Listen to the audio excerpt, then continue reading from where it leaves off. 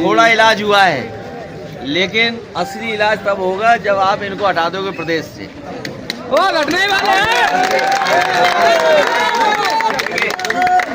आपका भी आलू है आज आप में, हालांकि वो चीज़ जो दूसरी बात कह रहा हूँ मैं, अभी आपने देखा होगा कल के अखबार में कि जो मक्के से बनता है पॉपकॉर्न, तो उन्होंने कहा कि जो नमक से बनेगा या नमक लग करके जो बाजार में बिकेगा उसमें 12% होगा, लेकिन जो मीठा होगा वो 18% होगा। इसका मतलब यही है सरकार मीठी वाली नहीं है।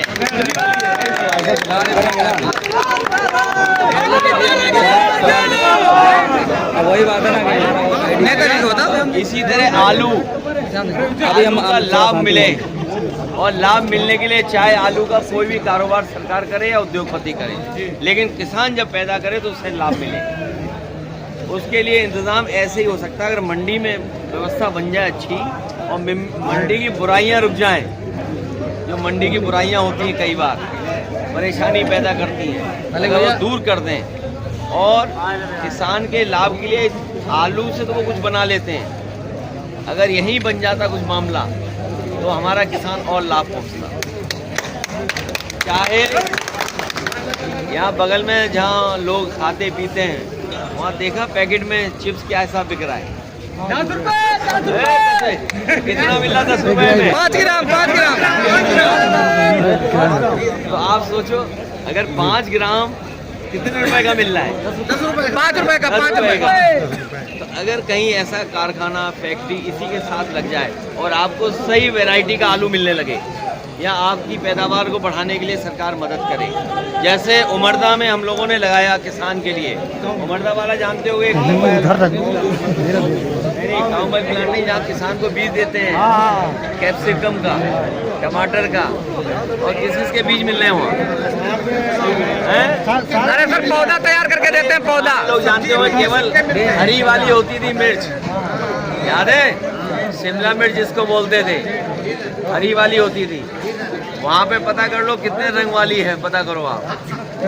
उमरदा में एक हमने लगवाया था रिसर्च इंस्टीट्यूट जो इजराइल से मिलकर के लगा था, वहाँ के साइंटिस्ट अपने साइंटिस्टों मिलकर लगाया था। इस सरकार ने बजट दिया होता, बढ़ाया होता और किसानों को भी लाभ पहुँचता। इसलिए हम आपको इसलिए आए हैं, देख करके चले आए। कितने किसानों को जाने कितने गांव में जाना पड़ता तब मिलते आप लोग, जाने कितने गांव में भटकना पड़ता। लेकिन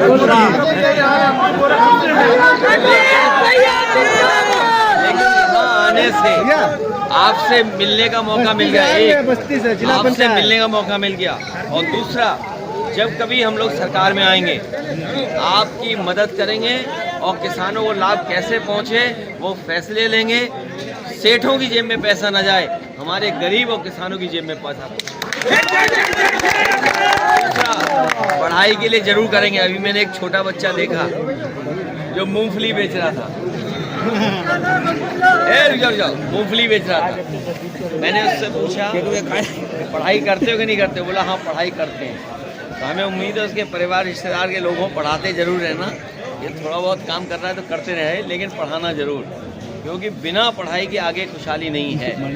पढ़ाई ही है जो हम लोगों को सही रास्ता दिखा सकती है। और सबसे बड़ी बात हम बता रहे हैं, जब कारोबार होता है तो हम आप दूसरे जुड़ जाते हैं, जब विकास होता है तो हम आप दूसरे जुड़ जाते हैं। कारोबार ये नहीं पता है कि हम कौन खेत में क्या काम कर रहा है, किसके पास सामान जा रहा है, सब जाति धर्म के लोग होंगे। अगर कारोबार बढ़ेगा तो हम लोग ज़्यादा से ज़्यादा जुड़ जाएंगे, और ये सरकार ऐसी है जो कारोबार को नहीं बढ़ाना चाहती। सर मंडी तो आधी सर यहाँ से गायब होगी, लेकिन पेयजल की समस्या अभी भी है। अरे हम कल बच गए, हम खुद ये जो याद दिला रहा है, हमने वीडियो भी डाला होगा पार्टी के पेज पे, हम खुद बच गए, जाने कहाँ से आ गया।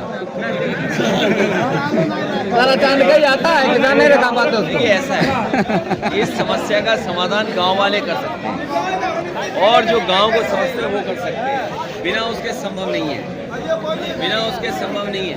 ये धर्म जोड़ देते हैं, उससे धर्म जोड़ देते हैं, इसलिए हम और आप सब लोग घबरा जाते हैं। लेकिन इस समस्या का समाधान ये सरकार तो नहीं कर सकती, और इसलिए नहीं कर सकती, प्रधानमंत्री ने कहा था, याद है, प्रधानमंत्री ने कहा था कि इस समस्या का समाधान कर देंगे। और प्रधानमंत्री की वो बात मत भूलना, गुरसाईगंज में आए थे तब कह रहे थे आय दोगुनी कर देंगे। किसान लेकर आलू आते हैं, बताओ, गायों की वजह से आलू खोद रहे हैं। अच्छा, ये लोकसभा में सुनते होंगे, जवाब देते हैं, कहीं आय दोगुनी की जवाब देते हैं कभी? कहते हमने इतना भुगतान कर दिया, इतनी मदद कर दी, लेकिन आय दोगुनी नहीं बताते। आय दुगनी नहीं सर, खाद नहीं दे पाए, खाद 1700 की बोरी मिल रही, 1800 की बोरी मिल रही। नौजवान भी है कि मोबाइल चलाना भी जानते हैं। ये कहती है कि दुनिया में हम 5वें नंबर की अर्थव्यवस्था है, 5वें नंबर की, और 30वें नंबर की बन जाएंगे। लेकिन हमारे प्रति व्यक्ति आय क्या है? हमारे लोगों के मुनाफा कहाँ हो रहा है? मुनाफा केवल बड़े लोगों का हो रहा है, हमारा आपका नहीं हो रहा है, गरीबों का नहीं हो रहा है। और ये जो सड़क बनी है, ये जो सड़क बनी है, ये बातें करते थे, जाने क्या क्या बुराई करते थे हमारी। याद है जब सड़क बनाई थी हमने तो कितनी बुराई करते थे हमारी, और इसकी जांच की, हर किलोमीटर जांच कर ली इन्होंने। कुछ निकला इसमें? नहीं निकला था। आज ये सड़क बताओ कितना पैसा कमा के दे रही होगी सरकार को। अरे साहब बहुत, सरकार को केवल सड़क 1 करोड़ 45 लाख रुपए पर डे कमाने का मौका दे रही है। 1 करोड़ प्रतिदिन। तो सोचो साल में कितना सरकार कमा रही होगी। और सुरक्षा के नाम पे जीरो, सुरक्षा के नाम पे जीरो। 1 करोड़ 45 लाख कमा रही है सरकार, इससे ज्यादा कमा रही होगी। चाहे गिन लेना, जब जिसको फुर्सत हो तो गिन लेना, हर सेकंड गाड़ी निकल रही है। निकल रही नहीं निकल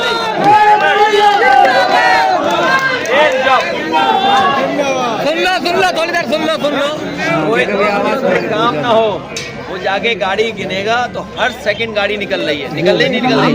करते हैं वहीं पे, करते हर सेकंड अगर गाड़ी निकल रही है, तो अगर गणित लगाओगे तो बताओ कितनी गाड़ी निकली। और अगर 500 रुपया भी मान लोगे टोल लेके जा रही है, तो आप कल्पना नहीं कर सकते हो कितनी कमाई कर रहे हैं। सड़क बनाई हम लोगों ने, कभी कभी ये झंडा लगा के हमें ही ओवरटेक करके जाते हैं।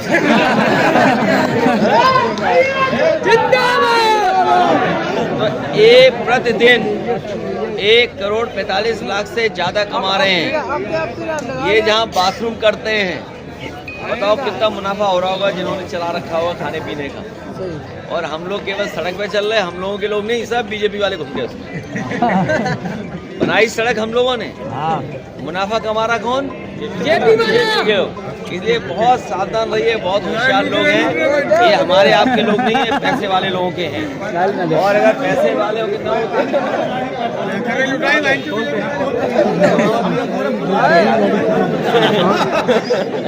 तो क्यों पीने जाते हो? मत जाइए पीने, अपना घर बना के पी लो, क्या है ना। इसलिए मुनाफे में बीजेपी के लोग दूसरों को मुनाफा पहुंचा रहे हैं। हम लोगों को कभी मौका मिलेगा तो अपने गरीब किसानों की मदद करेंगे। और याद रखना, काम हमें जोड़ता है, रोजगार तभी मिलते हैं जब हमारा कारोबार बढ़ता है। कारोबार से हम एक दूसरे से जुड़ जाते हैं। ये सरकार कारोबार के अलावा और सब धंधे कर रही है। इन्हें आलू खोदना चाहिए, जाने क्या खोद रहे हैं। ये इसलिए खोद रहे हैं क्योंकि आप महंगाई पे सवाल न पूछें। ये इसलिए खोद रहे हैं, याद रखना, ये इसलिए खोद रहे हैं क्योंकि आप महंगाई पे सवाल न करें। ये नौजवान नौकरी रोजगार की बात न करें। और जो गरीब लोग हैं जो प्राइवेट स्कूल में पढ़ने जा रहे हैं, जो व्यवस्था खराब कर दी है, उस पर सवाल न पूछें। 60 पे सवाल न पूछें, या बिजली जो महंगी हो रही है उस पर सवाल न पूछें। इसलिए जानबूझ करके ध्यान हटाने के लिए खुदाई कर रहे हैं। अरे कन्नौज में खोदोगे न जाने क्या क्या मिलाएगा। चल